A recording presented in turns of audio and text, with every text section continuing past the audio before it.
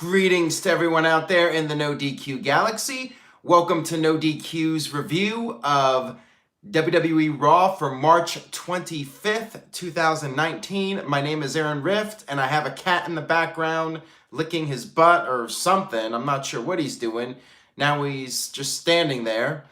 Anyways, that might be more entertaining than this week's Monday Night Raw, although there were a few things on Raw that I did enjoy, and he just took off. Maybe he's a little bit camera shy. I'm not sure. That was Casey, by the way, and if you want to see more of him, head over to my personal channel, youtube.com/AaronRift, almost at 100,000 subscribers. I'm really close, less than 2,000. It's funny, I've been covering wrestling now for over 20 years, and the NoDQ wrestling channel has 58,000 subscribers, and I have almost 100,000 on my personal channel with cat videos and random stuff. Go figure. Ham Connell with the $2 super chat says, this will be the worst WrestleMania ever. Well, time will tell on that. Even though the build-up has been arguably very lackluster, there's still a chance WrestleMania will end up being a really solid show. I mean, let's not give up hope. As they say on Twitter, we have to wait and see how things play out, right? Let's talk about Raw. We had Ronda Rousey come out. She cut a promo. She brought up the women main eventing at WrestleMania. Wow, losing my voice already. We're only like 5 minutes in and I'm already losing my voice. Wonderful. Get a little bit of water here. Let's try that again. Ronda Rousey talked about the women's main event at WrestleMania. She said she only has one thing to say to everyone: you're welcome. She threw down the mic. She started to walk away. Then she went back, grabbed the mic again, and said, actually, she does have something else to say. She's going to tap both Charlotte Flair and Becky Lynch out at WrestleMania. And then she threw the mic down a second time, picked it up a third time, and then said, actually, I have one more thing to say. She said she has no idea what a beat the clock challenge is. So apparently Ronda Rousey doesn't watch WWE programming, because they've been doing beat the clock challenges now for well over a decade. It's a very common segment on WWE television, just like a contract signing or any number of segments. She just called it a BS gimmick match, which I tend to agree with Ronda Rousey on that one. Becky Lynch came out and said that Ronda was given every opportunity and nobody gave a damn about Ronda until the man came around. Then we had Charlotte came out. Charlotte came out and said that, well, Becky's been doing her thing for 6 months. Charlotte's been doing her thing for 7 years. After everybody was done talking for a while, we had the beat the clock match. First up was Ronda versus Sarah Logan of the Riot Squad. Logan tapped out in 1 minute, 25 seconds to Ronda. Ronda walked up to the stage and said, beat that. Next up, we had Charlotte versus Ruby Riott. Charlotte got the figure 8 on, but failed to tap out Ruby Riott in 1 minute and 24 seconds or less. That led to Becky getting in the ring for her segment, her match, and then she got kicked in the face by Charlotte. We then had Becky Lynch versus Liv Morgan as the third match. And then with 7 seconds left, Becky scored the pinfall victory with the jackknife cover on Liv Morgan. So yes, Becky Lynch won the beat the clock match. What did she win, Johnny? Nothing. Absolutely nothing. This was all about bragging rights. They might as well bring back the bragging rights trophy. This was just a segment. I will say this, to be positive here, we're speaking of positive. Mike B with a $9.99 super chat donation says, hello, Aaron. He has some bad news, unfortunately. He will not be able to make, more than likely will not be able to make SummerSlam in Toronto. He says, I was hoping to meet you, Sai. I'm still hoping I'll be able to, but it's not looking good. Aw, shit. Well, I'm sorry to hear that, Mike B. Hopefully you can make it, and if not, we can arrange for another meetup at some time. Mike B, where are you from, by the way? Just wondering. Virtue says Mike Barrett, pretty much the bearer of bad news. Last thing I wanted to add about this segment here, this Beat the Clock challenge. Yeah, it was all about momentum. That's what they talk about. Like, you get the momentum on the way to WrestleMania. Next week, we are going to have a 6-woman tag team match. So it's going to be the Riot Squad versus Ronda Rousey, Charlotte Flair, and Becky Lynch. Now, you're wondering, why would they even bother coexisting? Well, the answer is WWE, even though they're putting out this advertising, they're billing this as the main event of WrestleMania. WWE has booked this match and has stated that if any of the participants, Charlotte, Becky, or Ronda, attack the other members of the team, then they will be removed from the match at WrestleMania. What?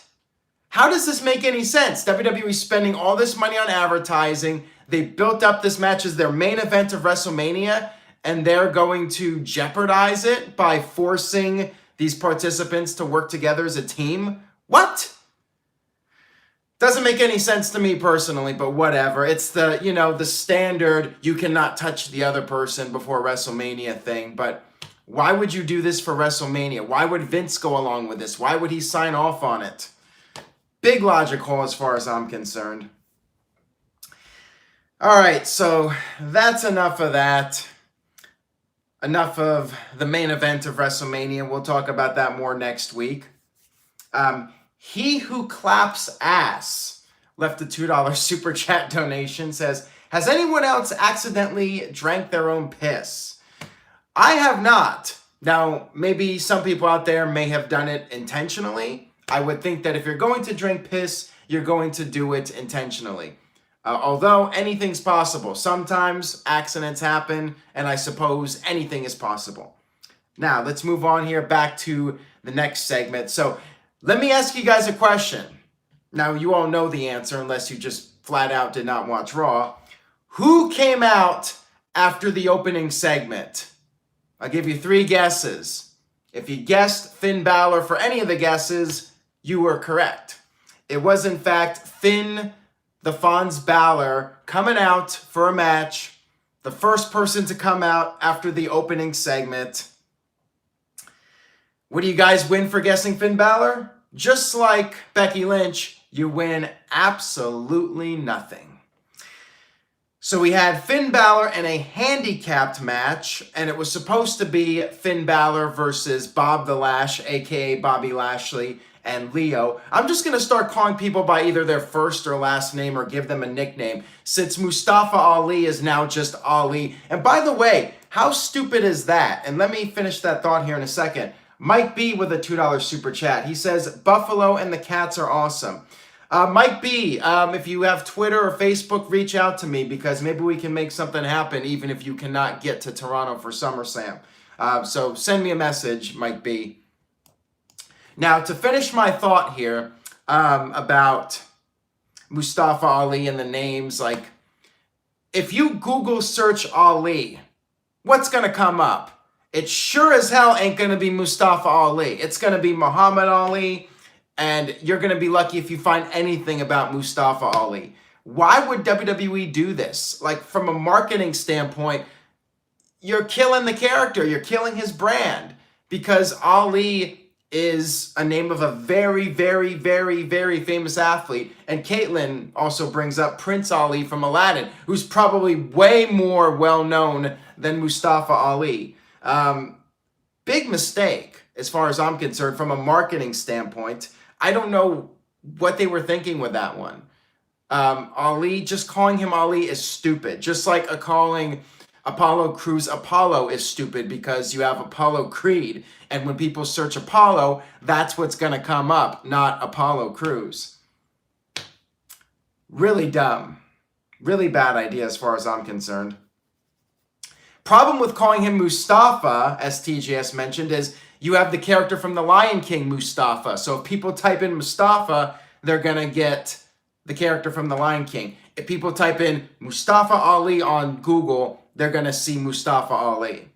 So yeah, really dumb, really bad idea.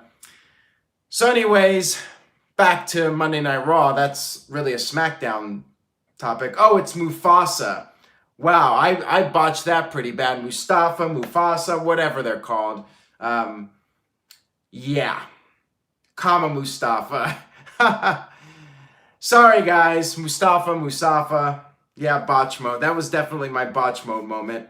DJ Whitey with a $5 super chat says, tell the NoDQ Galaxy how I made Greg Cherry sing karaoke. Well, for those of you that missed it, Greg Cherry did a live stream on Friday or Saturday. Actually, it was Saturday. My live stream was on Friday. I think Greg is going to be doing Fridays on a regular basis. Greg Cherry did his live stream, and he said that if somebody sent him a $20 super chat, he would sing a karaoke song. Or actually, he would not sing. He would spin the wheel, and one of the options was karaoke. DJ sent in the $20 super chat, and then Greg spun the wheel, and it went on karaoke. So that's what happened there. Make sure you guys check out Greg's live stream if you haven't already. Good stuff. TK with a $2 super chat says, is it fun to get paid to rant from Rhode Island? Yeah, it is fun, you know. A lot of people have to vent. They have to complain about things, but most people do not get to get paid for it. I do, and I'm very happy about that I can complain and just vent my frustrations and actually make money from it. So, yeah, to me, it's a pretty cool gig. And I did get a few of those people tonight. People on Twitter saying, if you don't like it, don't watch. And if you don't like your job, get another job. So I had to explain to them, well, I kind of like my job. Even if I do complain, I would prefer this over having to work for somebody else and not have control of my own schedule. So that is that. Anyways, let's finally get back to the Balor match. So Lio Rush cut a promo and said that Balor's road to WrestleMania would have to go through them, and Balor should have quit while he was ahead. And he brought up something about that guy, Gronk, whatever his name is. I don't even know the difference between Mustafa and Mufasa, so I'm not even going to begin to know the guy's name that left the NFL, whatever his name is. He was at WrestleMania the other year, 33, I think. Gronk, right? I don't know his name. I don't watch sports, so I don't know.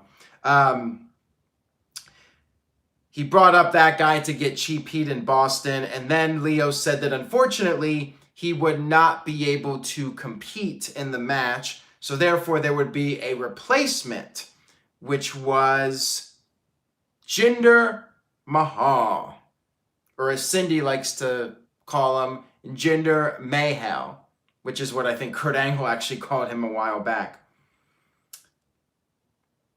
So we had the handicap match, Finn Balor versus Bobby Lashley and former WWE champion Jinder Mahal.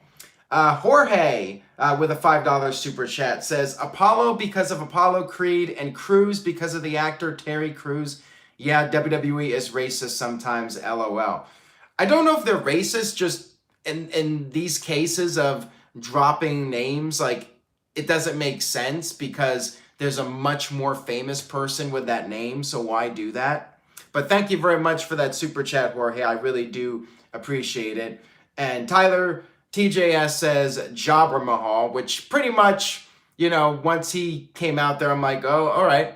Looks like Finn Balor's going to win this handicap match and pin Jinder Mahal. And sure enough, that's exactly what happened. Despite it being something like 5 versus 1, Finn Balor prevailed over everybody, did his big dive on everyone, and then hit the coup de grace on Mahal to pick up the victory. And I guess at WrestleMania, we now have Finn Balor challenging Bobby Lashley for the IC title. Stuff with a $2 super chat. No comment, but thank you for the super chat stuff. I do appreciate it. My question is, will Finn Balor versus Bobby Lashley be on the main card, or will it be on the kickoff?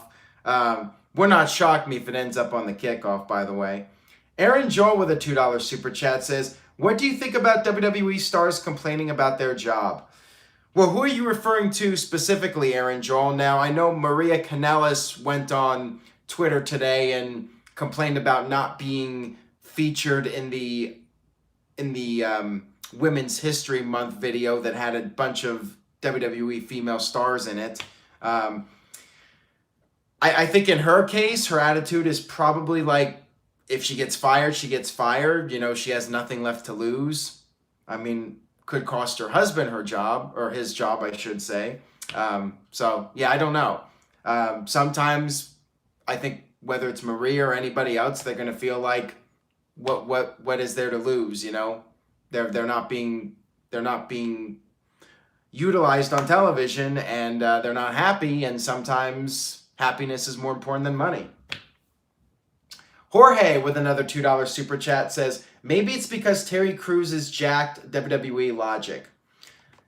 Could be. I have no idea if that was an influence for the name. I mean, it's possible that WWE decided to combine Terry Crews with Apollo Creed to come up with Apollo Crews. I mean, it's quite possible. Would not shock me if that was the case. I don't know that for a fact, though. Stuff with the $2 super chat. Saints are better than the Patriots. I have no opinion on that because I don't know anything about football.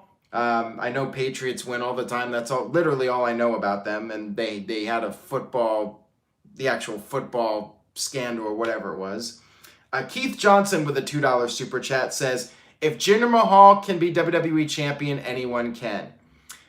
Pretty much. I mean, it just depends on the situation. If WWE's trying to expand into a new market somewhere, then yeah, anybody could be WWE champion. Or if there's some kind of agenda, yeah, WWE could literally put the title on anybody. I mean, David Arquette was the WCW champion. So yeah, anybody could be world champion at any time. You know, it's not like the 1980s.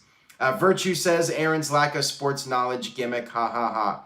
If only it was a gimmick. I mean, if it was a gimmick, it would be a great one. But yeah, unfortunately, I am not cool enough to be up to speed with sports. Already with a $3 super chat. Thank you, Already. He says, why does Samoa Joe keep losing all the time? Your guess is as good as mine, but I will talk more about Joe in a few minutes. Thank you for that super chat. Sean Warrington with a $5 super chat. Thank you, Sean. He says, Raw is so boring lately. Need fresh talent. Keep up the good work, Aaron. Well, thank you so much for that, Sean. The thing is, they do have fresh talent. They have Ricochet. They have Aleister Black. They did have Johnny Gargano, but I guess they're trying to figure out something for him now. So they got plenty of fresh talent. It's just a matter of utilizing these guys and figuring out something to do with them. All right, let's move on here. Yeah, I mentioned Finn Balor challenging Lashley for the IC title. So we had a series of Elias promos in New York City. The first one was at Times Square, and there was a guy with a guitar, I guess another just random person, random New Yorker coming up to him with a guitar, and Elias sent that guy on his way.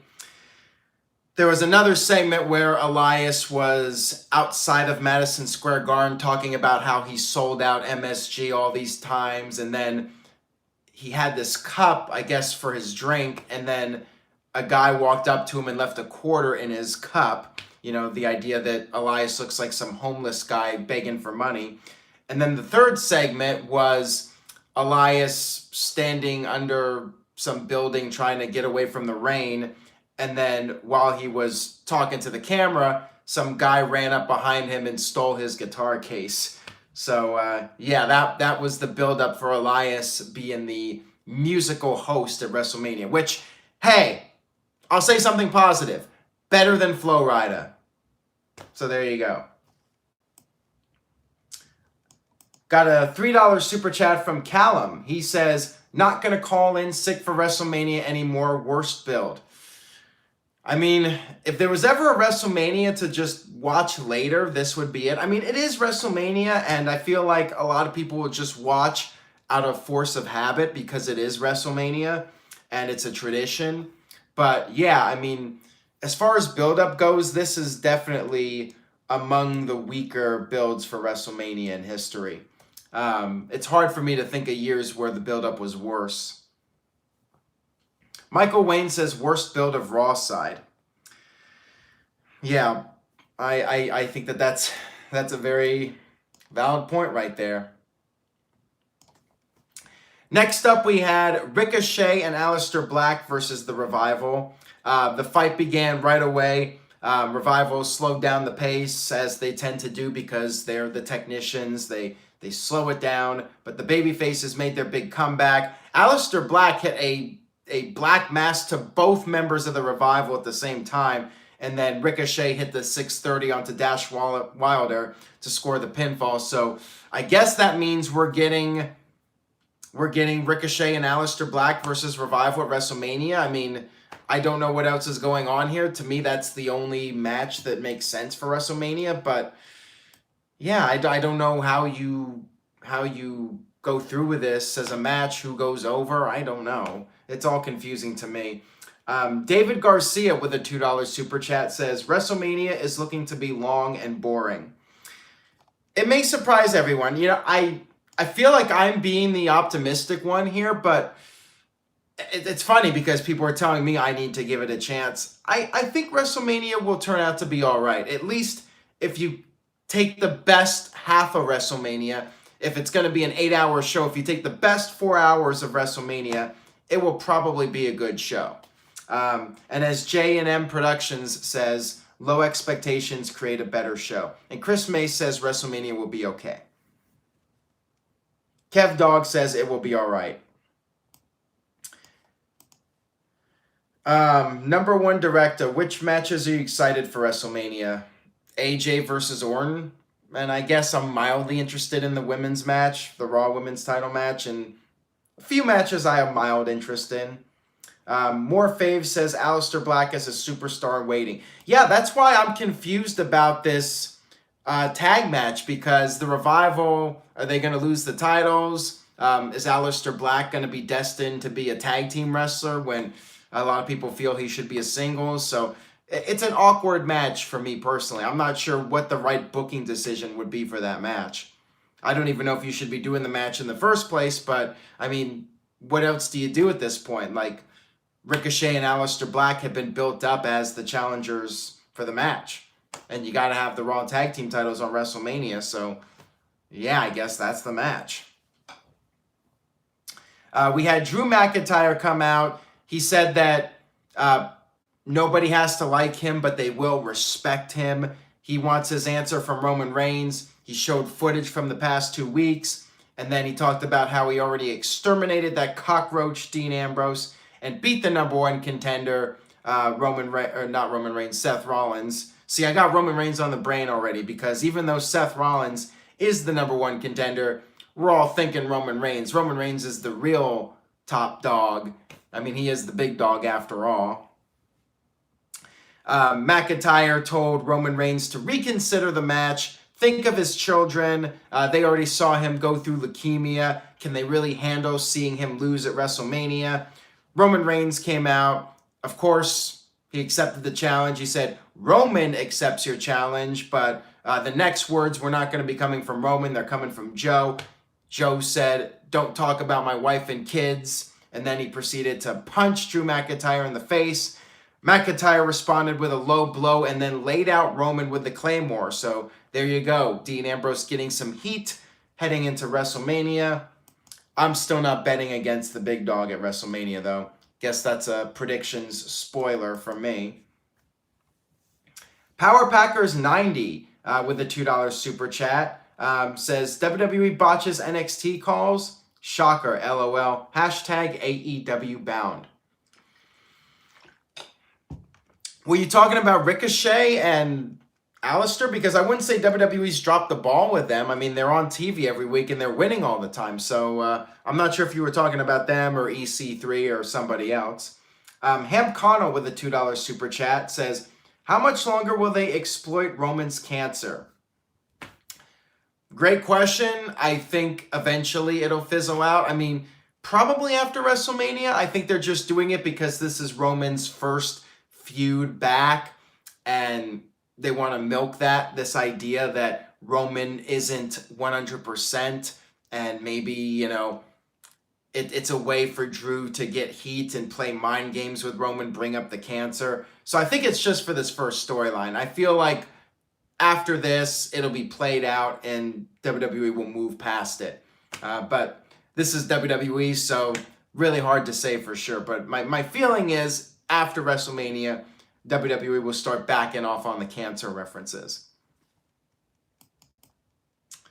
All right, so next up we had Drew McIntyre backstage with Dean Ambrose, who's still on television despite all the talk that he was written off from that match 2 weeks ago, which actually would have been the best way to write him off if he was going to be gone.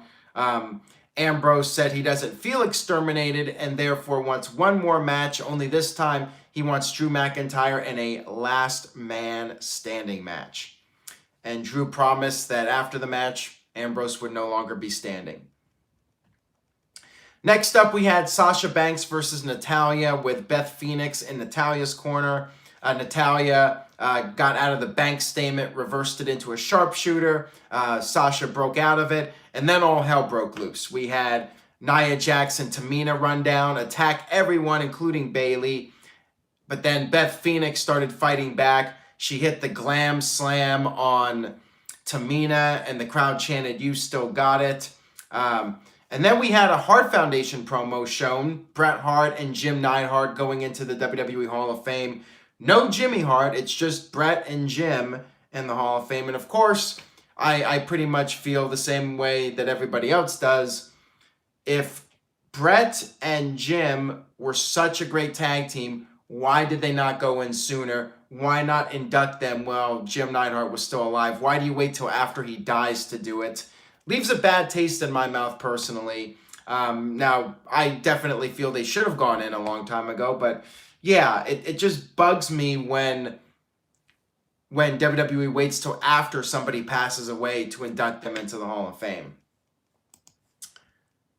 Got this one here from Hamp Connell, $2 super chat, says, their tag team name is Potato Head and Spank Bank. I'm not sure which tag team he's referring to, but okay. Thank you for the super chat, Hamp.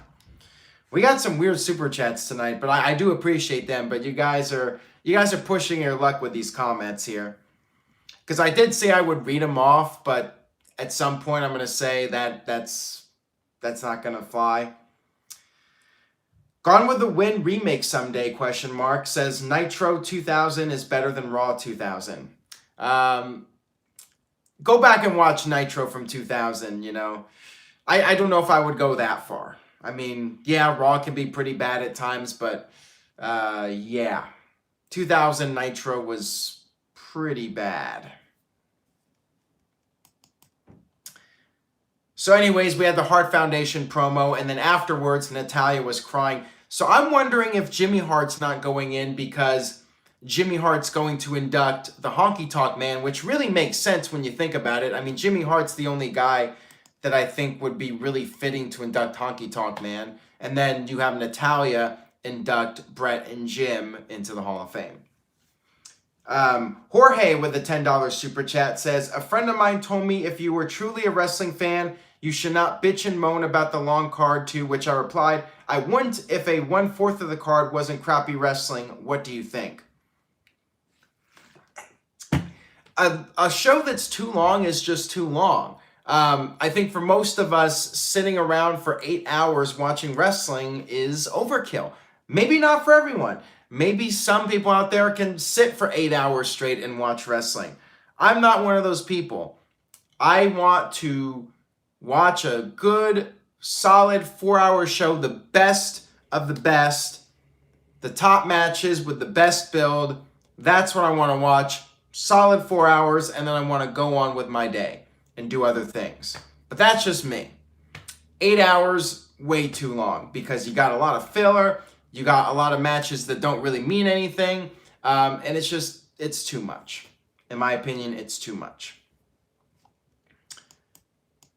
So next up, we had Kurt Angle come out for a promo. He said he appreciates Samoa Joe coming over from SmackDown to do a match. Actually, this was backstage. Let me correct myself here. And Power Packers 90 just sent in a $5 super chat. Says, Rewatching 99 2000 WCW now, is the room, it's so bad, it's so good, and laughing whole way through. These Raws are torture and boring. Well, that's the thing about Nitro. So I will say this. Caitlin doesn't drink soda, by the way, Ken. WCW had a lot of interesting segments when Russo was there. It was Crash TV. So the shows were entertaining, but they were counterproductive. And this is a whole other topic. You know, it's been discussed to death. But yeah, one could argue that the WCW shows were more entertaining than Raw, where Raw a lot of times just follows a formula and treads water, and you don't really see anything all that exciting or anything out of the box. Like with WCW, the problem was they were never inside the box. They were always outside the box 24/7 when Russo was around, and you know, it was counterproductive for business. Oh my God Ruler with a $2 super chat. Thank you for that. Says, how come Owen Hart, Davey Boy, and Pillman do not count? Well, the obvious reason with Owen Hart is because Martha Hart is against it. And even though Mark Henry made that plea last year for Owen to go in, I don't think WWE is going to do it unless Martha Hart agrees to it. And thus, you can't really do the Hart Foundation faction without including Owen. Unfortunately, that's just the way it is. And plus, as I've said before, I don't think WWE wants to induct too many deceased wrestlers in 1 year. And if you induct the Hart Foundation faction, you got literally one person that's still alive. Owen's gone, Davey Boy's gone, Brian Pillman's gone, and Jim Neidhart's gone. So, yeah, it would be quite morbid if Bret's the only one out there representing the faction. Although that faction was great. I mean, 97 had some amazing storylines. And the Hart Foundation versus Steve Austin, Hart Foundation versus America was an excellent storyline in my opinion. Jorge with a $2 super chat says, so basically a lot of piss breaks. Yeah, pretty much, Jorge. I mean, that's the thing. I mean, you got to look at it from a positive perspective. You have an 8-hour show that gives you some extra piss breaks. You just got to pick and choose which matches you're going to set out on. Unfortunately, I feel like some of the title matches are going to end up being piss breaks, like Finn Balor versus Bob the Lash. Caitlin says, lots of time to get seconds of food. There you go. That's another bad thing about an 8-hour show, because then you're just tempted to eat more. You're sitting on the couch watching TV. You got your pizza, and if you're bored with the show and you're feeling like you want to get more food, then there you go. You're just filling up on more pizza and wings and Mountain Dew if you're Noah Foster. Noah's great, by the way, but not a Mountain Dew fan. So sorry, Noah. I'm more of a Diet Pepsi / Coke Zero guy. Michael Wayne says, I'll be drinking coffee at WrestleMania for 8 hours. Why did I say 3 hours? I guess that's wishful thinking on my part. All right, let's see. Where were we? I think I got completely off track. Okay, let me go back. So Kurt Angle did this backstage promo, and then Baron Corbin confronted him and said that the fans only cheer for Angle because they feel sorry for him, and that Angle should have retired 10 years ago. Angle just responded with a screw you. Then we had Becky and Sasha Banks interviewed.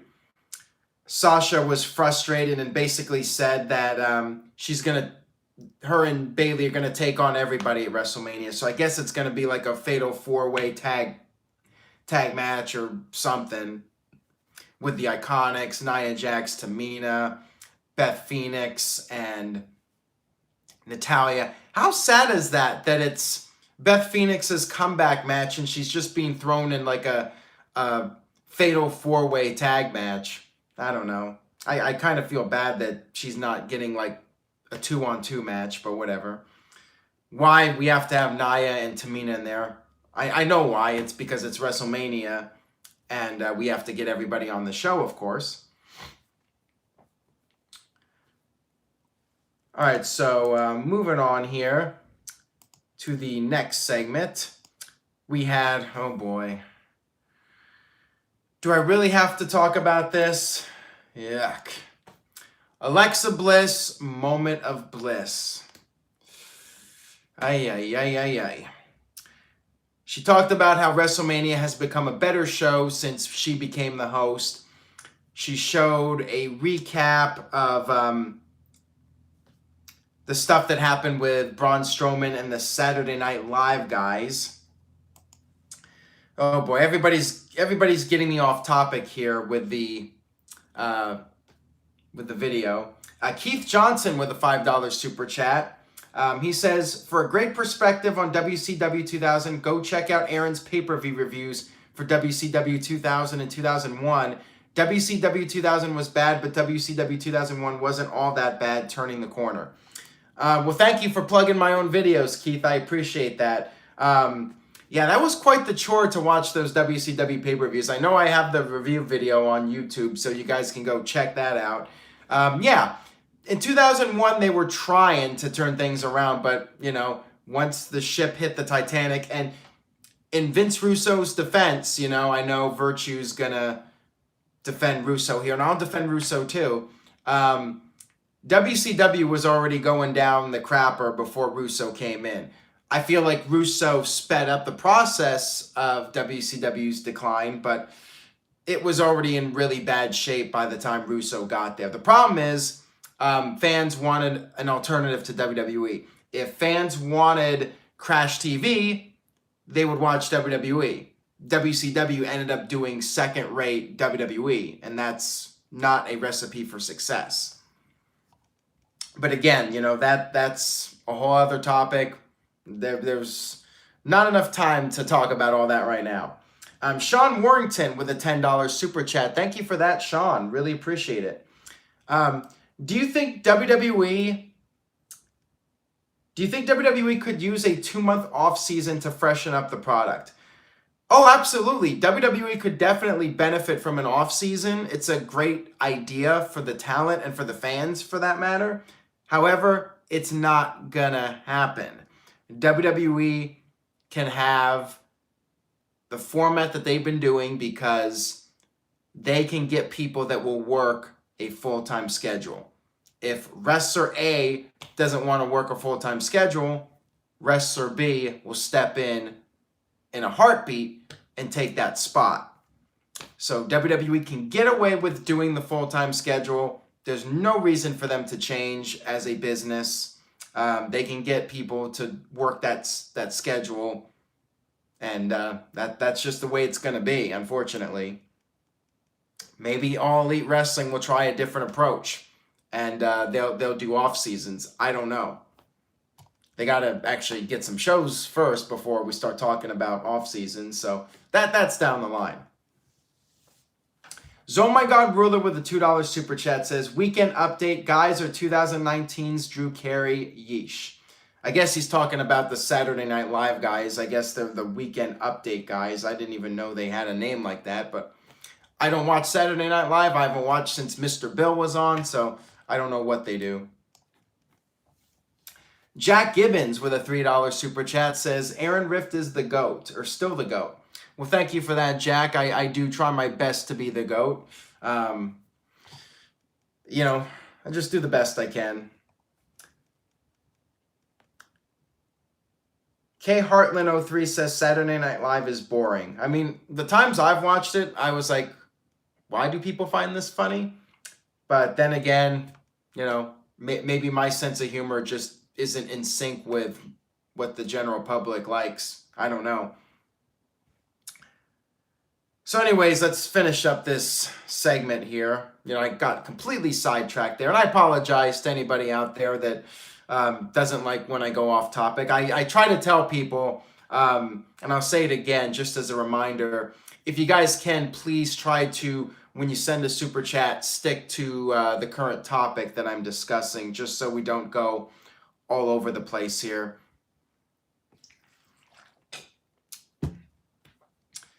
We had Alexa Bliss show the footage from the past couple weeks, recapping the Strowman stuff. They also showed the clip of the guy, Colin, right? Colin asking Strowman if wrestling's fake. I'm surprised they're still showing that, but whatever. Braun Strowman came out. Alexa brought up all the stuff that Strowman has done, like destroying Vince's limo, tipping over the ambulance with Reigns in it, and so on. And then the Saturday Night Live guys showed up on the satellite, and Colin, I believe, the white guy, put on his New York hat, I guess, to get heat, another sports thing.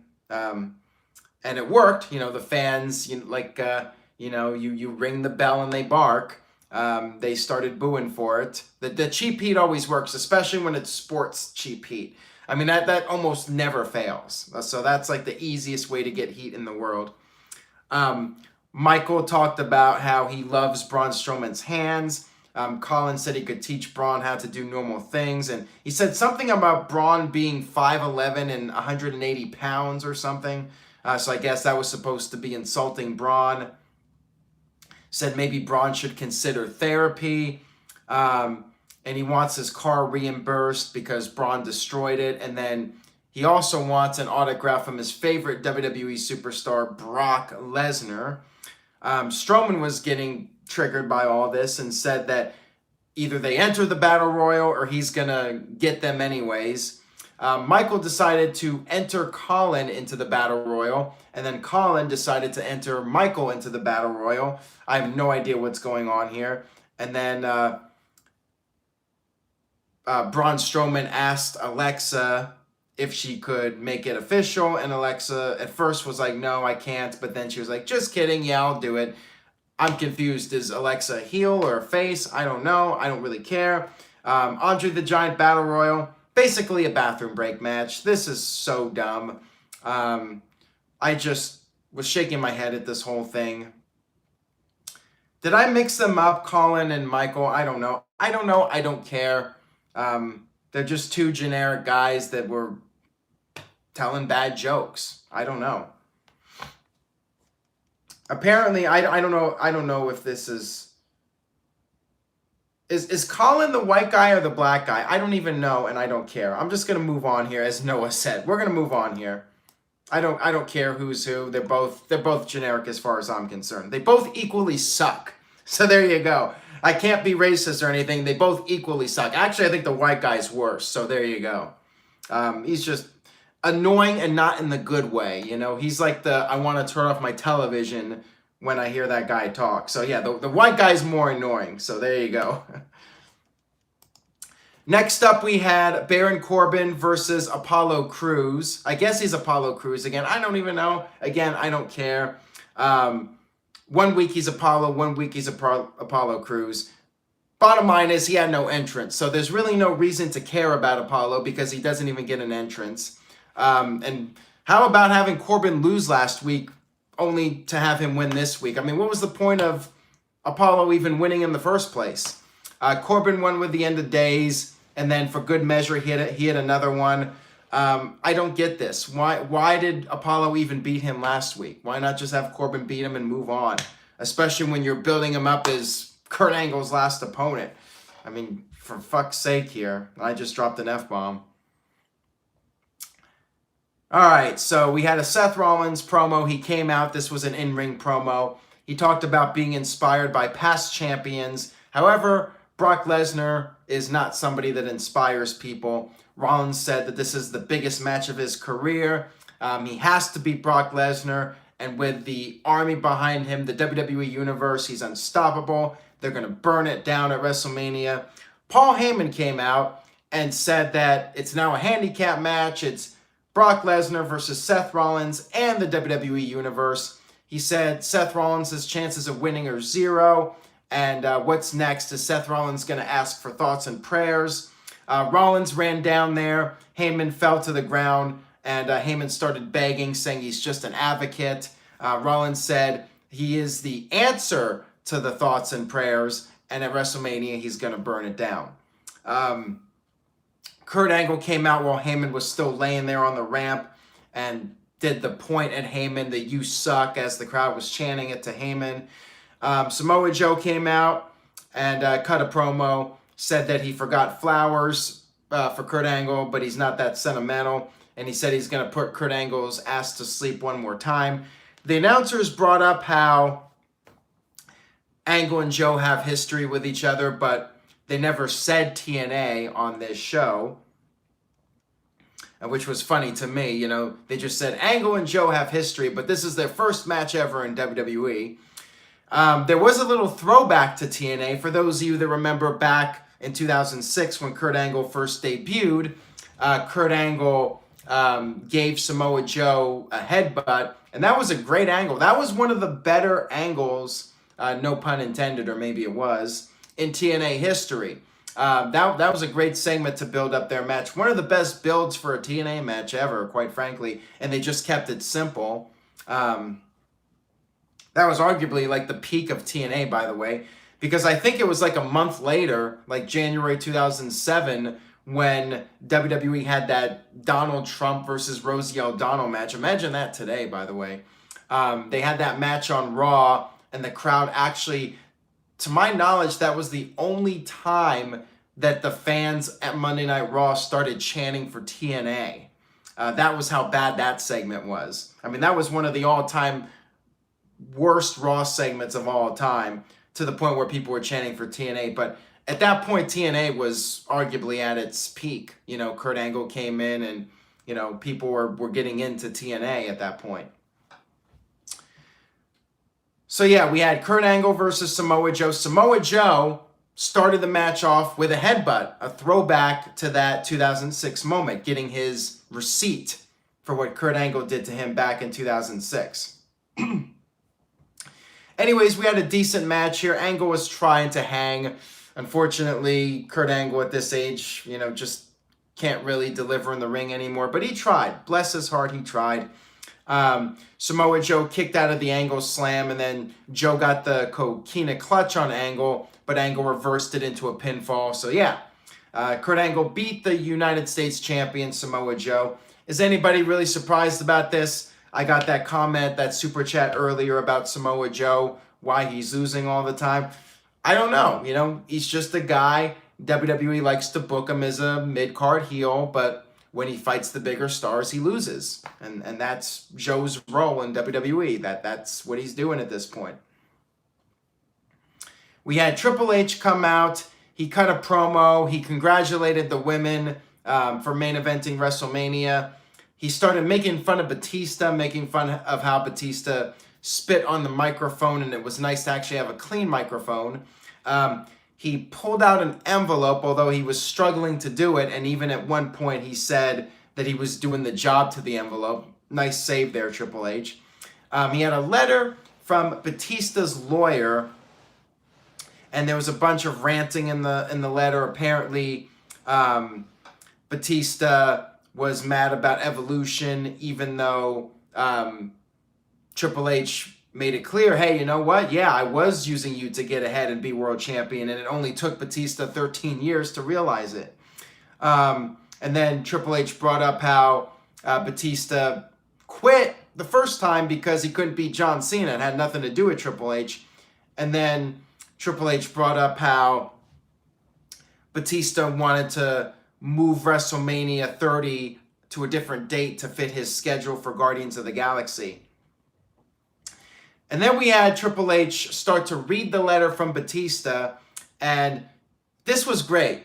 This, in my opinion, was the best part of Monday Night Raw by far.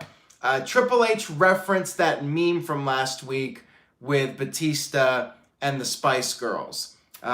He started reading off the letter. Batista said, give me what I want, what I really, really want. So tell me what you want, what you really, really want. And Triple H was literally reading that off the lyrics from the Spice Girls song. That was awesome. That was actually legitimately funny. You know, there are so many cringy moments on this show. That was actually a funny moment on this show. But basically, the letter from Batista stated that Batista wants one more stipulation for WrestleMania, that he wants Triple H to put his career on the line. Triple H said that he doesn't want Batista quitting yet again, and he's only obsessed with one thing, and that's kicking Batista's ass. So since Batista is a, and I quote, self-deluded douchebag, if Triple H cannot beat this self-deluded douchebag, then he has no business being in the ring. So if that's what Batista wants, then Batista has it. Triple H will be putting his career on the line at WrestleMania.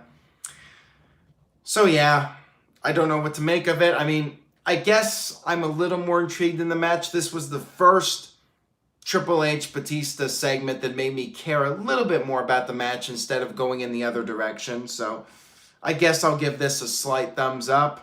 The Spice Girls reference was funny. Triple H putting his career on the line. Yeah, Triple H's career will be over until the next Saudi Arabia show when they want Triple H to wrestle. Give me a break here. I sense Triple H is going to win anyways, but again, I'll do my predictions next week. So we had the main event, Dean Ambrose versus Drew McIntyre, last man standing. Really short last man standing match. I mean, it was literally only like 5 minutes, you know. They started the match like with less than 10 minutes of TV time to go. You had like 2 commercials. There was a kendo stick. You had a chair involved. Ambrose hit the dirty deeds, but McIntyre got up like at 8, and then Ambrose brought a table into the ring. However, McIntyre turned the tide and slammed Ambrose into the table. Ambrose got up like at a count of 9, only to be hit with the Claymore, and then Ambrose did not get up for the 10 count. Drew McIntyre victorious once again over Dean Ambrose. Guess WWE just decided to get one more week of Ambrose before writing him off, or maybe Ambrose just keeps showing up and keeps losing. I don't know. I don't know what's going on with that. I figured Ambrose would have been done by now, but I guess you had to have Drew McIntyre beat him up one more time. So that was Monday Night Raw, everybody. No Roman Reigns at the end because Roman Reigns was beat up by McIntyre earlier, and he's actually selling. You know, he's trying to make McIntyre look like a strong heel going into WrestleMania, and that's how you want to do it. So, letter grade from Raw. It was an alright show. I'm just going to give it a C. C grade for Raw. Jeremy Dorsett with a C-, Noah with a C-, Caitlyn with a C, Zach with a C, Keith Johnson with a D, Nathan with a D, Chris Mace with a C, Darius with a D, Canaanite with an F, More Faves with a C-, Caleb Jacobs C-. I haven't seen any B's yet. Kevin with a C, Brando with a C. Here we go. 326 LCP with an A. What Raw were you watching? Jermaine with an F+. Zach with a C. Eddie Smith with a C. Lots of C's in here and some D's thrown in. To me, this was just an average Raw. Did not feel like WrestleMania was 13 days away. I mean, it didn't really feel like WrestleMania to me. Just felt like a pretty standard Raw. I mean, wasn't great. I wouldn't say it was overly terrible. No, I just think all in all was an average show. All right, so that was my review of Raw. I would like to thank everyone for tuning in tonight for the live stream. I will be back tomorrow night with my thoughts on SmackDown Live. We'll get some more questions in. Maybe a few people will call in that were at Raw tonight. I was talking to a few people about that, so we'll see how that goes. Stay tuned. I'll be back tomorrow night. Please spread the word.